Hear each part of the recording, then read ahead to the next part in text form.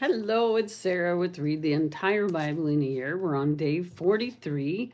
We're reading Genesis 4, 5, and 6 today. I hope you had a good day. It was snowy and windy and cold here, so please be safe. Chapter 4, 5, and 6, one of the things that I've always found interesting was it talked about a woman's thigh wasting away. And I'm like, what is this? In this situation, a man was accusing his wife of being unfaithful. They didn't have witnesses, it was an accusation. He was jealous or suspicious, whatever the situation was, maybe it was his problem. But this gave the wife an opportunity to show her innocence and remove this suspicion. And it also gave an opportunity for punishment to be exacted. One of the things it referred to was her thigh wasting away. Now I think about the reference possibly you've heard before about a child of his loins, the thigh area, the hip area. Those are references that are more polite or gentler to the sexual organs or reproductive organs. And I lost my place here. But they were more inoffensive, an inoffensive substitution.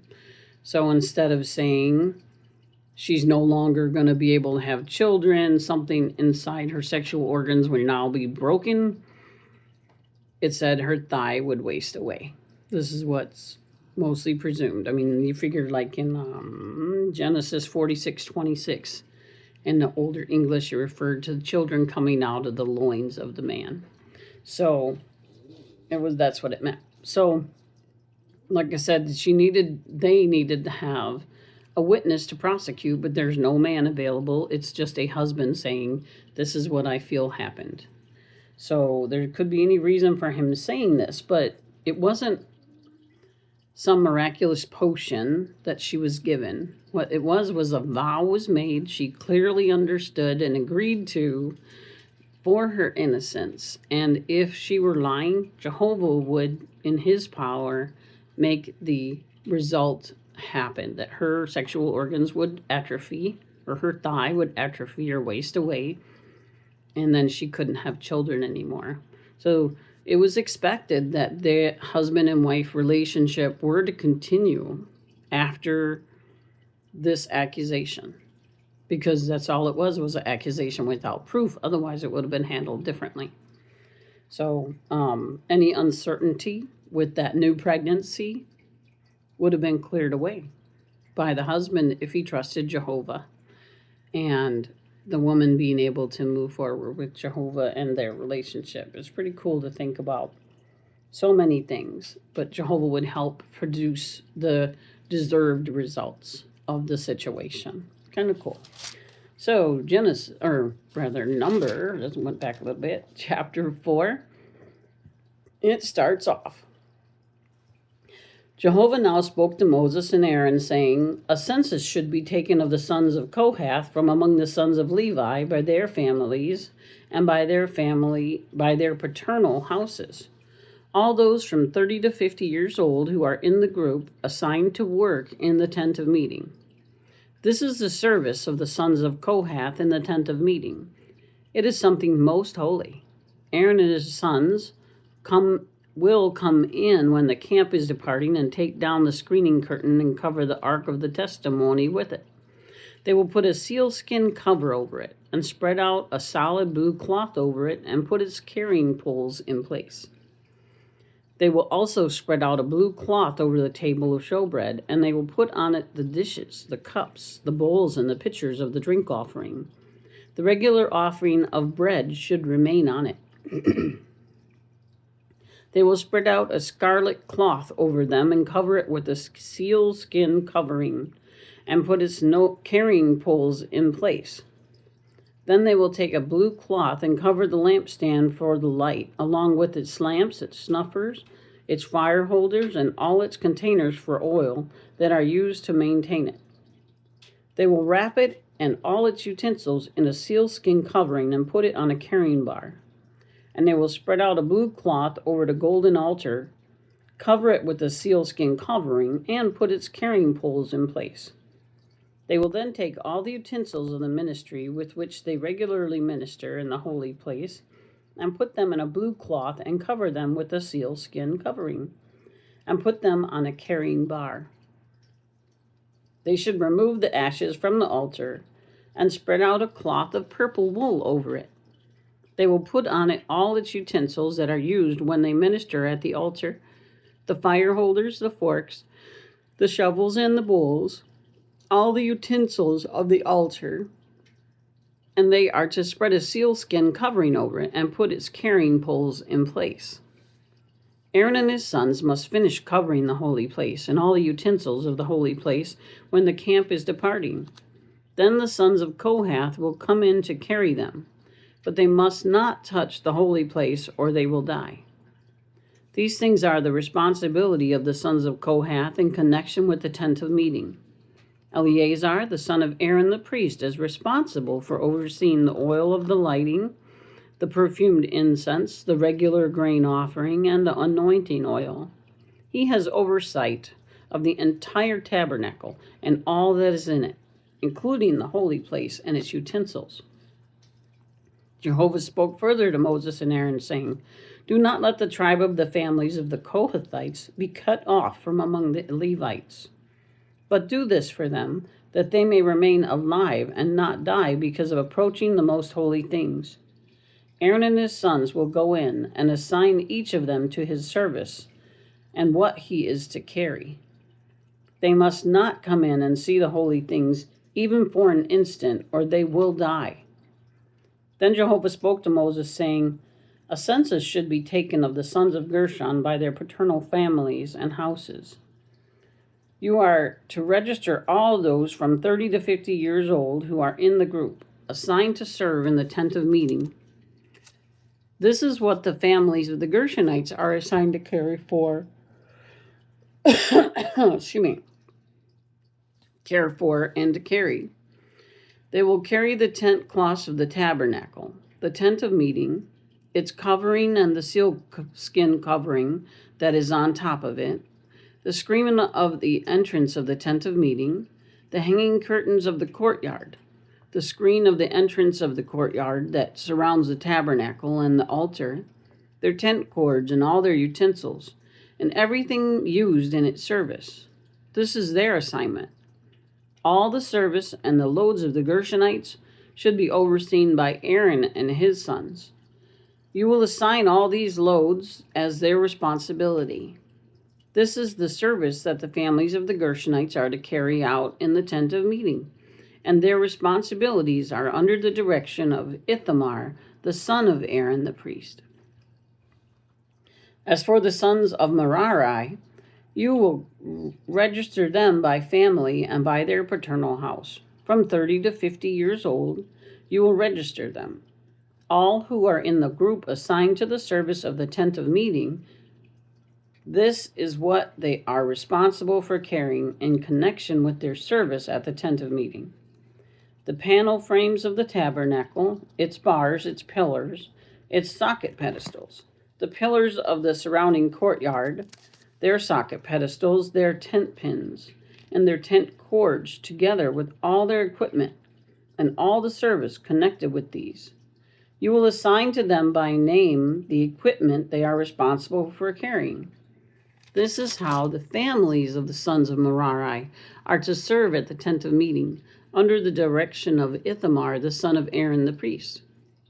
Moses and Aaron, the chieftains of the assembly, then registered the sons of the Kohathites by their families and by their paternal house. All those from 30 to 50 years old who were in the group assigned to the service of the tent of meeting.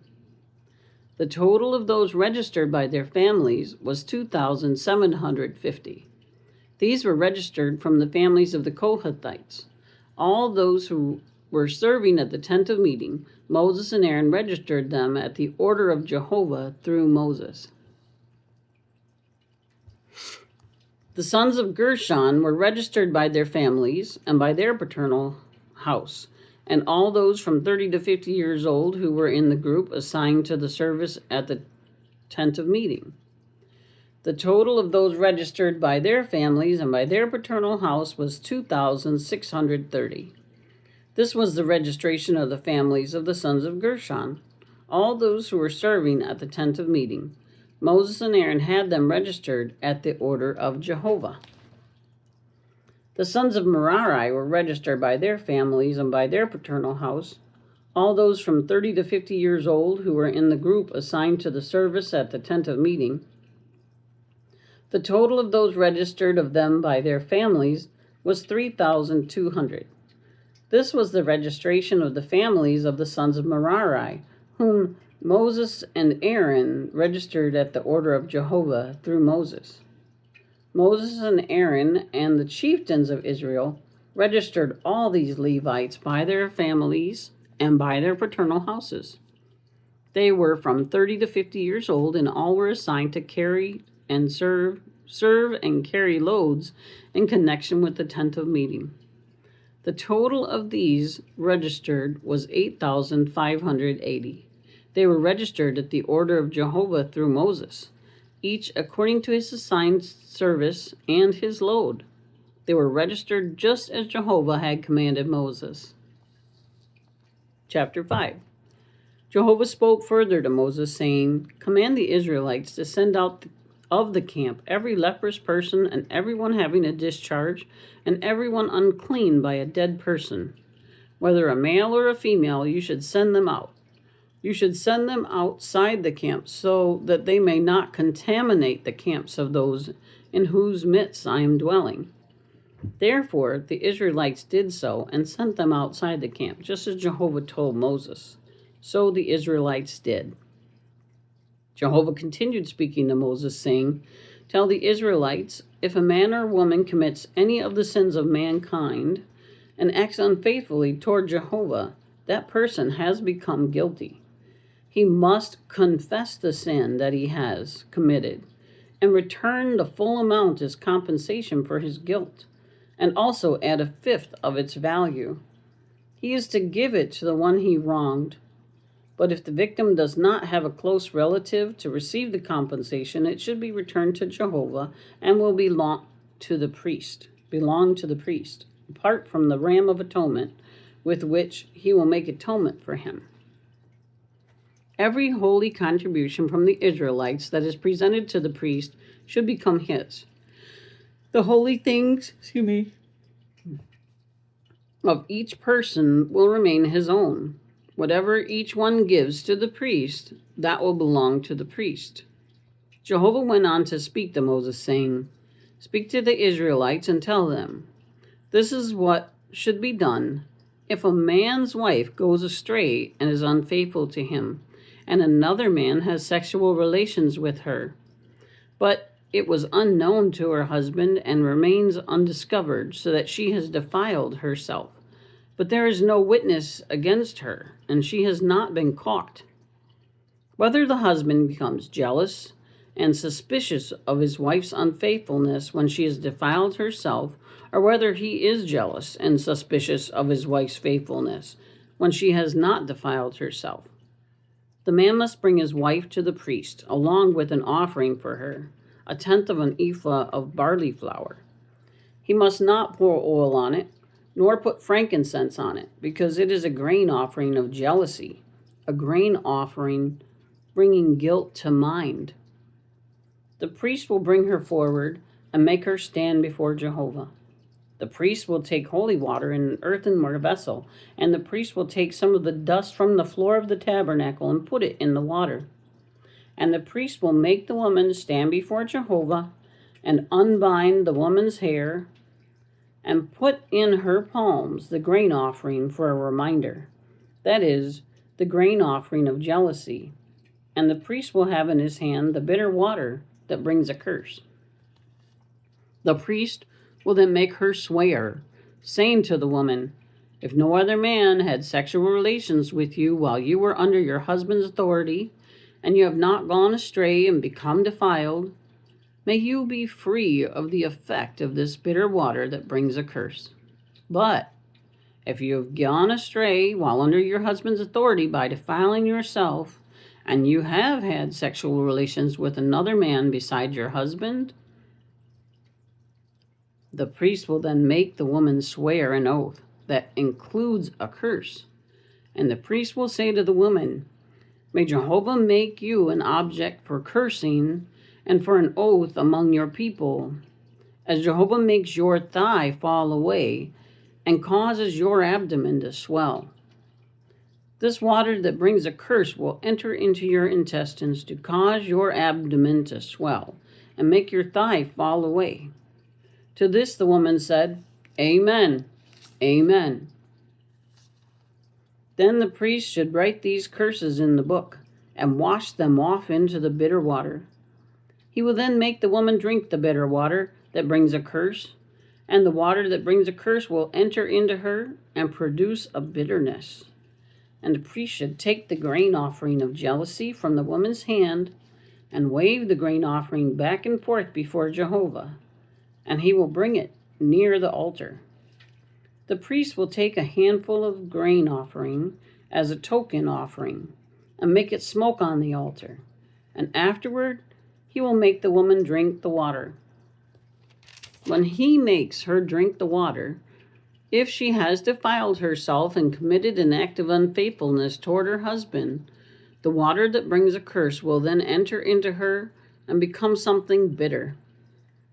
And her abdomen will swell, and her thigh will fall away, and the woman will become an object of cursing among her people.